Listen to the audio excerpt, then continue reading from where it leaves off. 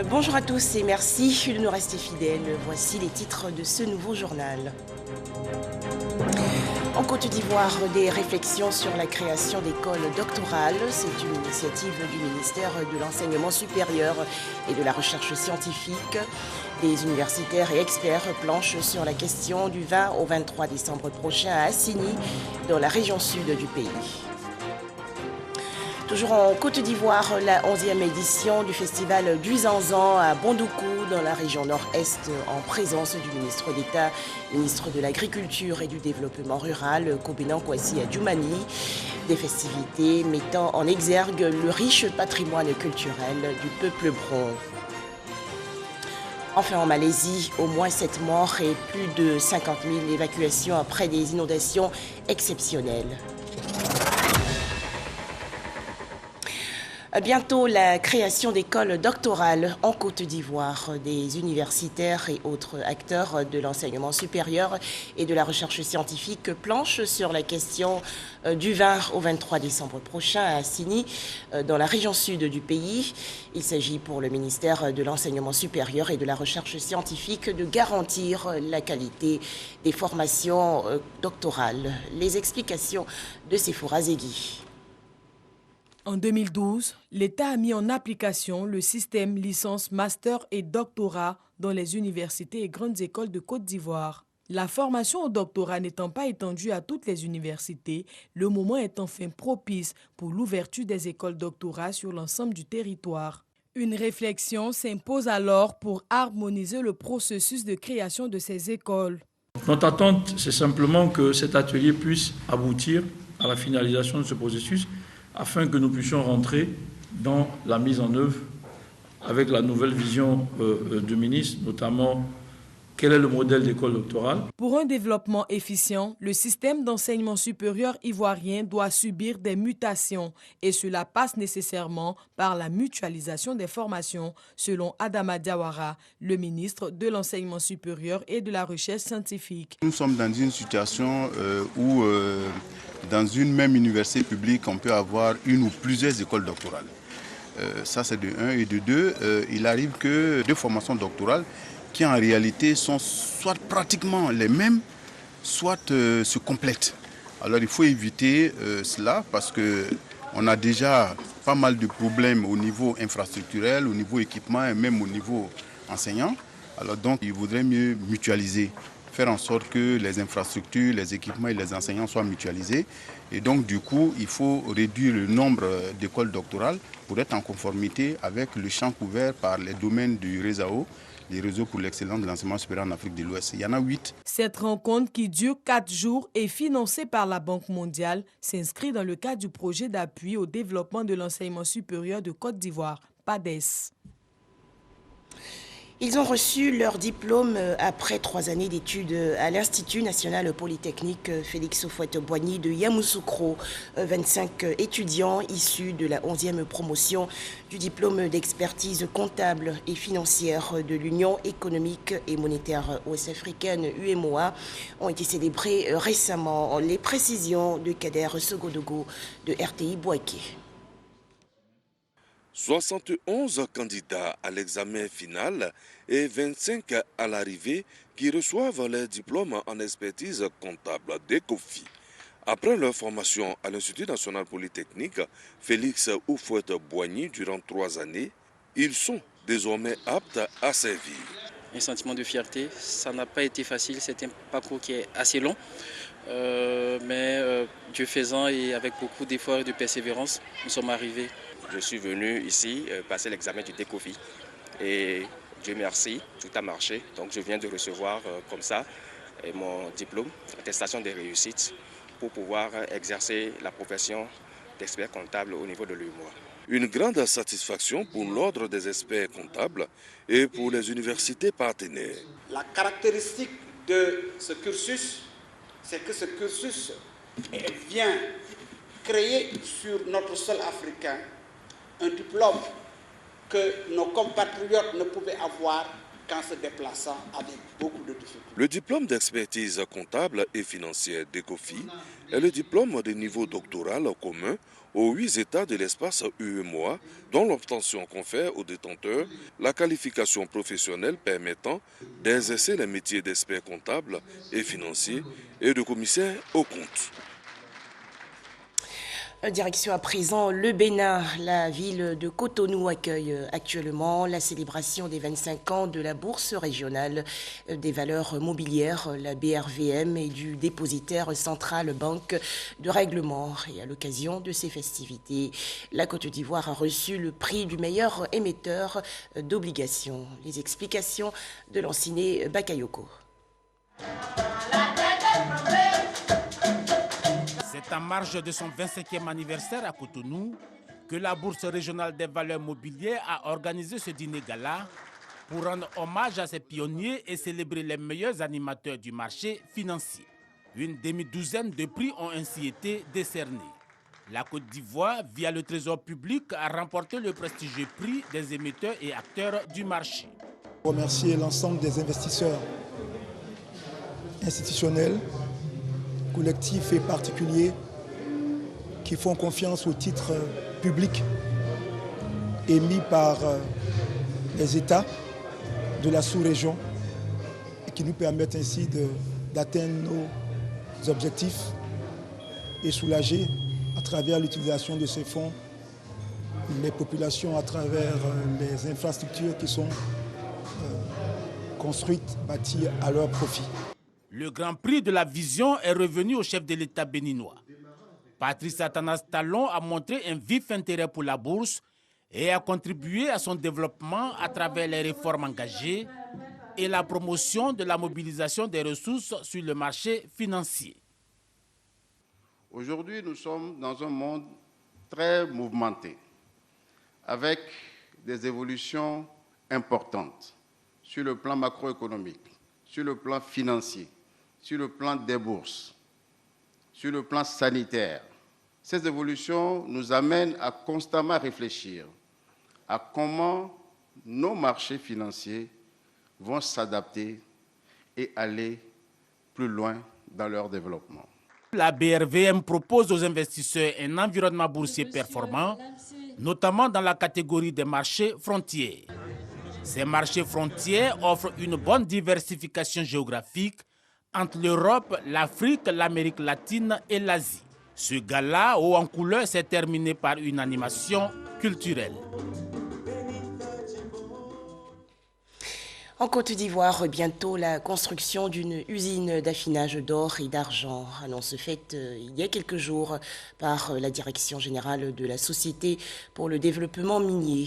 Cette usine va favoriser la transformation des métaux, dont l'or et l'argent, avant exportation, et aussi permettre un meilleur suivi de la filière bijouterie. Jean-Luc Bambou. C'est l'un des principaux projets du tout nouveau directeur général de la Société pour le développement minier, SODEMI, la construction d'une unité d'affinage d'or et d'argent, un projet qui figure au plan national de développement depuis 2012. Les axes de ce projet se déclinent en 3 composantes.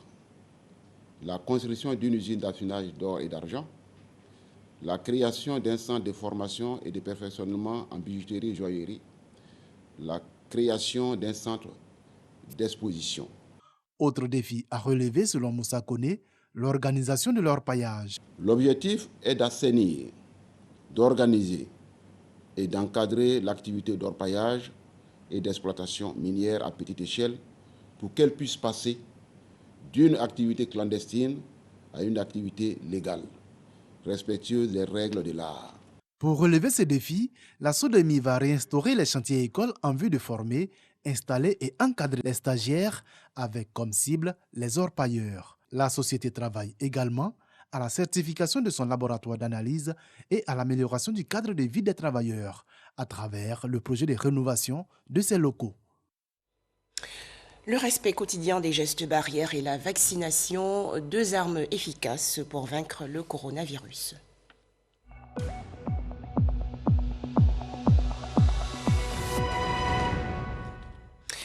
En Côte d'Ivoire, 47 nouveaux cas de coronavirus enregistrés hier par le ministère de la Santé, de l'Hygiène publique et de la couverture maladie universelle. Le pays dénombre actuellement 62 166 cas confirmés de coronavirus, 61 132 personnes guéries, 706 décès et 322 cas actifs. À noter que le 19 décembre dernier, 163 174 doses de vaccins ont été administrées, soit un total de 6 322 957 doses du 1er mars au 19 décembre dernier. Santé, les femmes ont aujourd'hui de nombreuses possibilités en matière de choix de contraception. Au nombre des contraceptifs, à noter le DMPA sous-cutané. Ce moyen de contraception innovant et facile à utiliser est développé en Côte d'Ivoire par plusieurs organisations non gouvernementales, dont JH Piego et Accelerate Access. Selon ces structures, depuis janvier 2021, environ 150 000 femmes ont utilisé le DMPA en Côte d'Ivoire. Les explications de Didier Nguessan. Contribuer aux efforts des pays visant à promouvoir l'expansion de la gamme des méthodes contraceptives, d'une part, et offrir plus de choix aux femmes et aux filles non satisfaites en matière de contraception, d'autre part. Un double objectif que s'efforce d'atteindre les 8 pays ouest-africains francophones, dont la Côte d'Ivoire. Le pays a formé 897 prestataires de soins à cet effet. La femme peut s'auto-injecter, c'est-à-dire qu'elle peut s'injecter elle-même. Et quand ça donne ce que ça donne, ça permet à ce que la femme gagne beaucoup de temps. Au lieu d'aller dans une formation sanitaire où elle va attendre 2 heures ou 3 heures, ça permet de gagner en temps et ça permet à ce que la femme soit autonome par rapport à la contraception et de décider quand est-ce qu'elle veut se mettre sous contraception. Sur les 113 districts sanitaires, 94% sont actifs dans l'offre de la contraception DMPA-SC, mais seulement 36% des districts offrent l'auto-injection. Bien sûr, il y a eu des résultats très encourageants, mais Jepaigo, avec l'appui des différents bailleurs qui lui font confiance, entend continuer ce processus, notamment en capitalisant sur les acquis de cette première phase de DMPA-SC. En Côte d'Ivoire, l'indice de fécondité indique 4,6 enfants par femme avec un taux de prévalence de 20,4% selon les organisateurs. La vulgarisation de cette méthode de contraception permettra d'améliorer ces statistiques. L'Institut national de formation des agents de santé, INFAS, a 30 ans. Et pour célébrer ce 30e anniversaire, plusieurs activités autour du thème « Quel apport de l'INFAS dans les innovations technologiques et la performance du système national de santé ?» Le point avec Marie Triero. 1991-2021, c'est le trentenaire de l'Institut national de formation des agents de santé, INFAS. 30 ans que cette école assure la formation des futurs agents de santé de Côte d'Ivoire. L'occasion est venue de célébrer les efforts du personnel de l'INFAS pour leur contribution à la bonne marche de l'Institut. Le ministre a bien compris ce qu'il faut et il a bien résumé. Il faut former les hommes à partir du matériel, il faut éduquer les hommes et il faut qu'ils produisent des soins unanimes. Jouant un rôle primordial dans le système sanitaire, l'OMS a loué le dynamisme de la direction qui, par sa passion, a su transmettre les rudiments des métiers de sage-femme, d'infirmier, de technicien et d'ingénieur de santé aux étudiants. Chers encadreurs et enseignants, recevez aussi les félicitations de l'OMS pour votre amour sans cesse manifesté pour ce métier noble. Il n'y a pas de système de santé sans agents de santé formés. Reconnaissez votre rôle en tant que pilier central de tout système de santé. Présent à la cérémonie, le ministre de la Santé, Pierre Demba, a exhorté tous les acteurs de la santé à soutenir l'établissement face aux défis de l'excellence. Je voudrais saluer l'ensemble des partenaires techniques et financiers et en particulier Monsieur le représentant président de l'OMS. Saluer donc la présence du représentant de l'UNFPA, saluer les appuis multiformes du PNUD et de la Banque mondiale qui nous apportent un soutien continu dans la mise en œuvre des programmes. La cérémonie a été marquée par une remise de dons aux étudiants majors et personnels de l'INFAS. Dans l'actualité nationale également, ce don du Conseil économique, social, environnemental et culturel, le CESEC, à l'orphelinat, le prince de l'organisation non gouvernementale Enfance meurtrie sans frontières de Grand Bassam dans la région sud du pays. 4 millions de francs CFA pour soutenir les enfants vulnérables. 4 millions de francs CFA en vivres et non-vivres à l'orphelinat Le Prince de l'ONG Enfants meurtris sans frontières de Bassam. Une action du Conseil économique, social, environnemental et culturel CESEC à l'occasion de la 7e édition de l'action sociale en faveur des enfants vulnérables. Et je dis merci au Conseil économique et social d'être venu nous voir aujourd'hui. C'est une grande joie pour nous. Je voudrais remercier le Conseil économique social qui valorise la femme et j'ai vu une panoplie de femmes de valeur qui sont venues nous honorer, nous valoriser et révéler cet orphelinat qui a toujours fonctionné dans l'ombre. Une journée riche en émotions pour les donateurs qui ont exprimé leur joie de contribuer au bonheur de ces enfants. Nous sommes heureux d'être là, de vivre ces moments-là avec ces bouts de choux qui, dans des conditions difficiles. Et à l'occasion de la fête de Noël, nous sommes venus les mains chargées grâce à la contribution de tous les membres du Conseil économique, social, environnemental et culturel. L'ONG Enfance meurtrie sans frontières a pour mission la protection, l'éducation et le bien-être des enfants vulnérables. Des précisions de Marie Trierou et Sephora Zegui.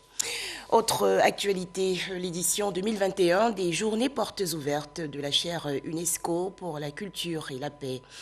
Cette rencontre qui s'inscrit dans le contexte des alliances culturelles s'est déroulée récemment à l'université Félix Houphouët-Boigny de Cocody. Ces personnalités se sont caractérisées par leurs actions en faveur de la paix et de la cohésion sociale.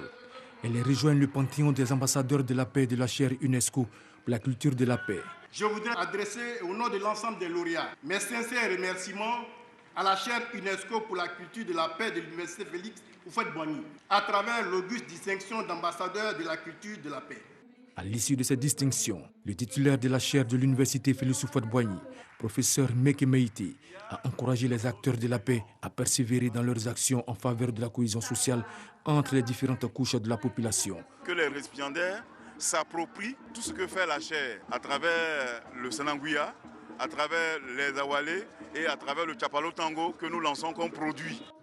Distingué à titre honorifique, le ministre de l'Enseignement supérieur et de la Recherche scientifique, Adama Diawara, parrain de cette 3e édition, a exhorté les récipiendaires à poursuivre leur engagement en faveur de la paix et du progrès. Sans paix, aucun développement n'est possible. C'est pourquoi vous remarquerez que depuis son accession au pouvoir en 2011, le président de la République, son Excellence M. Alassane Ouattara, a fait de l'instauration et du maintien de la paix son cheval de bataille. Tous ceux qui ont été distingués ce matin, ce n'est qu'un début. Il faut qu'ils continuent à être des modèles. Des parchemins ont été transmis à 13 ambassadeurs de la paix, des hommes et femmes de divers domaines d'activité. Les heureux distingués se sont engagés à en tirer le meilleur parti à travers leurs actions. On faisait le point avec Abou Sanogo. Toujours en Côte d'Ivoire, le lancement officiel d'un concours pour la prévention des discours de haine. La cible, les jeunes de 16 à 35 ans. C'est une initiative de l'UNESCO soutenue par l'UNICEF et le Programme des Nations Unies pour le développement. Noël Dagnogo et Jean Djadi. Des jeunes de 16 à 35 ans en compétition sur la prévention des discours de haine et la lutte contre la stigmatisation. L'objectif, c'est de faire participer les jeunes, leur faire prendre conscience qu'il faut contribuer à leur niveau, à leur manière, pour lutter contre les discours de haine, qu'ils ne soient pas partie prenante à la diffusion des rumeurs, des fausses informations et des discours de haine. Et nous avons trouvé dans cette communication une façon, pour l'UNESCO c'est normal, c'est à travers la pratique des arts, dans lequel nous les sollicitons, que ce soit l'opportunité, à travers toutes ces disciplines pour eux, de s'exprimer contre les discours de haine, mais également lutter contre les discriminations, contre les personnes en situation de handicap. Une initiative qui retient l'attention du ministère de la Promotion de la Jeunesse, de l'Insertion professionnelle et du Service civique. Pour la tutelle, les jeunes devraient s'approprier ce concours. Un tel projet qui permettra d'améliorer le langage des jeunes, aller à la paix, encourager leurs parents à aller à la paix, mettre fin au discours de haine, le ministère ne peut que saluer l'initiative. Les 50 candidats présélectionnés seront formés aux techniques de prévention des discours de haine et les 3 meilleurs de chaque catégorie seront primés. Les vainqueurs participeront à la campagne de sensibilisation sur la thématique.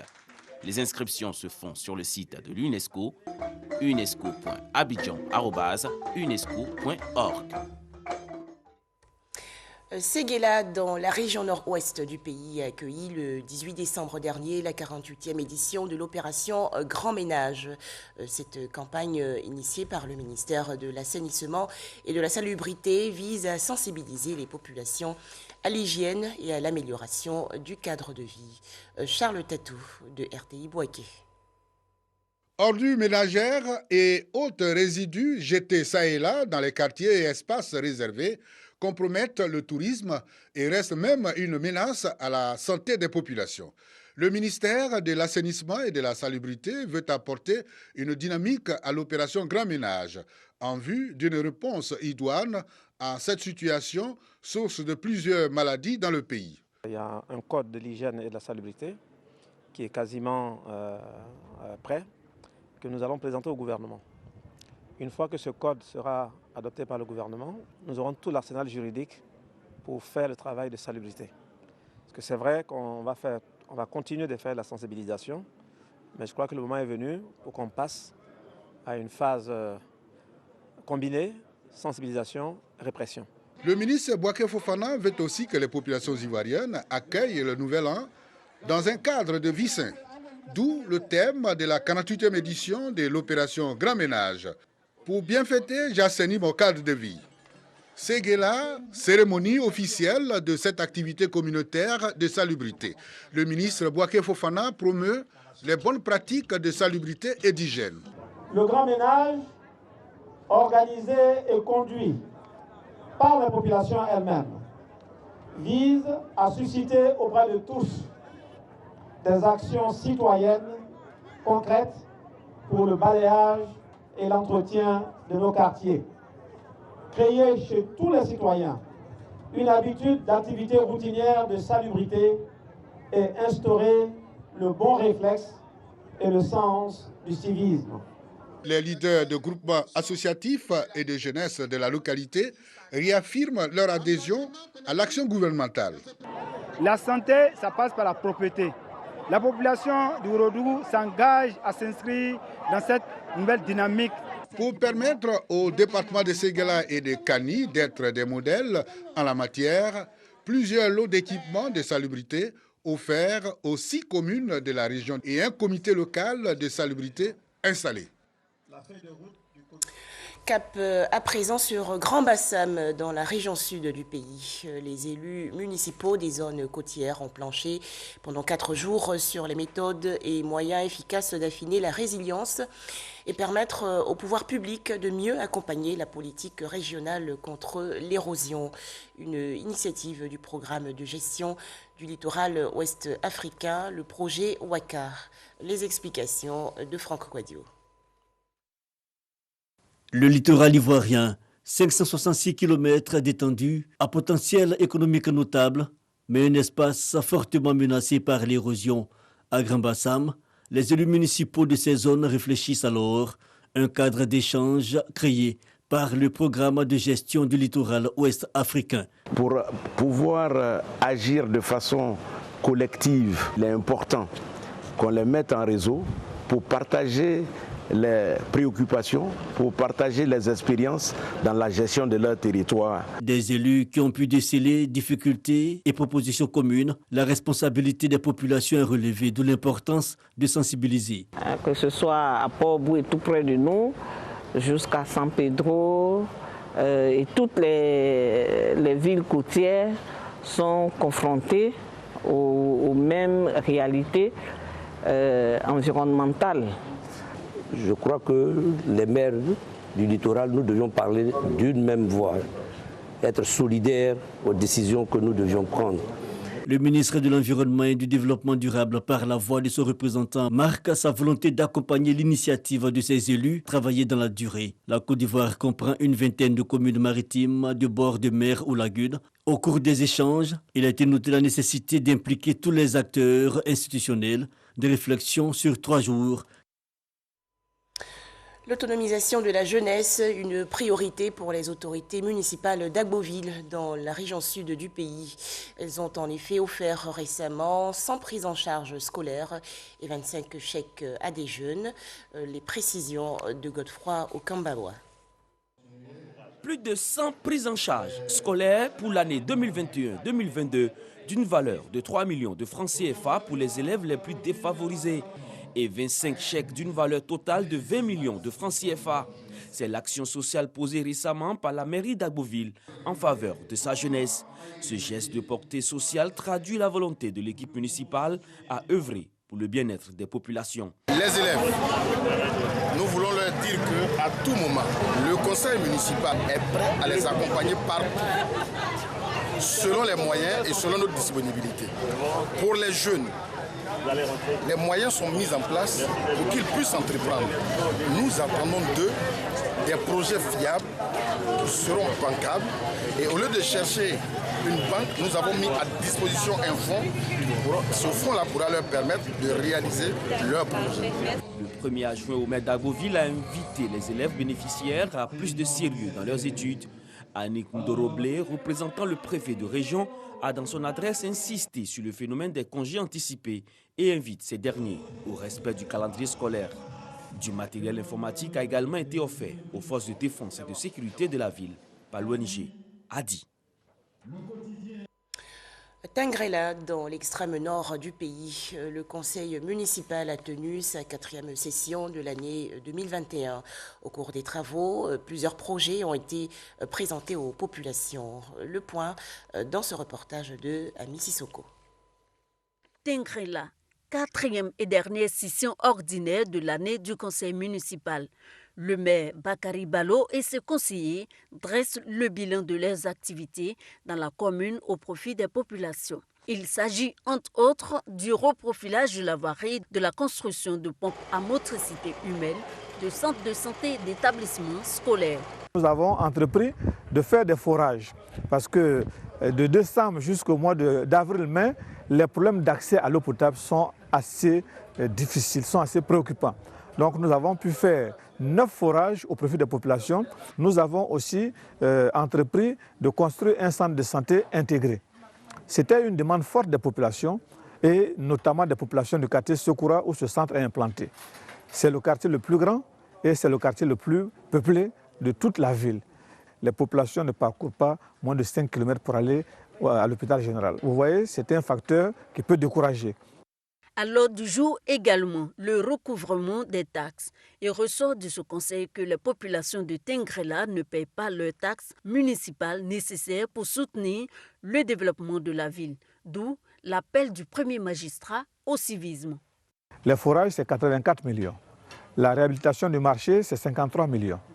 Voyez-vous, l'acquisition de véhicules, c'est 19 millions. Le reprofilage nous a coûté 25 millions. Ainsi de suite. Donc vous voyez bien que pour faire cela, il faut des moyens. Vous avez beau sensibiliser, à des moments donnés, il faut essayer de serrer un peu la vis. Nous sommes en train d'imaginer, comme beaucoup de communes de la Côte d'Ivoire, de faire une convention avec une structure qui pourrait procéder au recouvrement pour notre compte et se payer comme les autres le font et où les choses ont été améliorées. La nouvelle année sera marquée par la recherche de ressources additionnelles en vue de continuer à améliorer les conditions de vie des populations, selon le maire Bakary Balo et ses conseillers. Des festivités à Bondoukou, dans la région nord-est du pays. Les populations ont célébré la 11e édition du festival du Zanzan autour du thème « Rôle de la chefferie traditionnelle dans la promotion du patrimoine culturel et de la cohésion sociale ». Le riche patrimoine culturel du peuple bron a été mis en exergue. Célébration en présence du ministre d'État, ministre de l'Agriculture et du Développement rural, Kobenan Kwasi Adjoumani. Le point avec Herman Niamia. Une présence remarquable des chefs traditionnels du Gontougo, avec à leur tête le roi des Brons, Sa Majesté Adengra Kwasi Agyeman au festival de danse, d'instruments de musique et de costumes traditionnels dénommé Festival du Zanzan. Cette présence massive des têtes couronnées a tout son sens. Le thème de cette 11e édition du Festival du Zanzan est « Rôle et responsabilité de la chefferie traditionnelle dans la promotion du patrimoine culturel, de la cohésion sociale et du vivre ensemble ». Le constat est clair aujourd'hui. Nos cultures et nos traditions sont menacées d'extinction à cause des courants culturels véhiculés par ce monde de plus en plus globalisé. La chefferie traditionnelle constitue le ciment de la cohésion sociale capable de promouvoir le vivre ensemble, projet de société cher au président de la République. La sauvegarde du patrimoine culturel pour les générations présentes et futures est l'une des priorités du Conseil régional du Gontougou. À travers une convention signée en décembre 2018, l'organisation du Festival du Zanzan lui a été d'ailleurs cédée.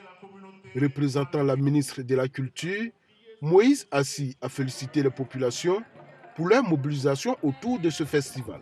À vous qui vous êtes approprié ce précieux instrument de développement qu'est le Festival du Zanzan, Madame la ministre salue votre vision.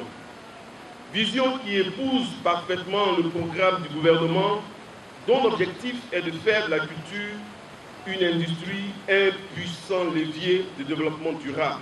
Le ministre d'État, ministre de l'Agriculture et du Développement rural, qui représentait à l'occasion le Premier ministre Patrick Achi, parrain de la cérémonie, a exhorté les populations à perpétuer la culture et la tradition de la région. Nos femmes sont parées de leurs plus beaux habits. Nos chefs sont bien coiffés. Et les danses traditionnelles sont de la partie. C'est toute cette ambiance mobilisatrice au plan traditionnel qui donne à notre région toute sa cohésion. Les nombreux festivaliers ont été émerveillés par les différentes prestations des troupes venues de toute la région du Gontougou. En image, l'actualité hors de chez nous. En Malaisie, plus de 50 000 personnes ont dû être évacuées et au moins 7 sont mortes après les pires inondations dans ce pays d'Asie du Sud-Est depuis plusieurs années. Des pluies torrentielles pendant le week-end ont provoqué des inondations dans plusieurs villes et villages et coupé d'importantes voies de circulation, prenant au piège des passagers dans leurs véhicules pendant des heures. Voilà, c'est la fin de cette édition. Merci à tous de votre attention.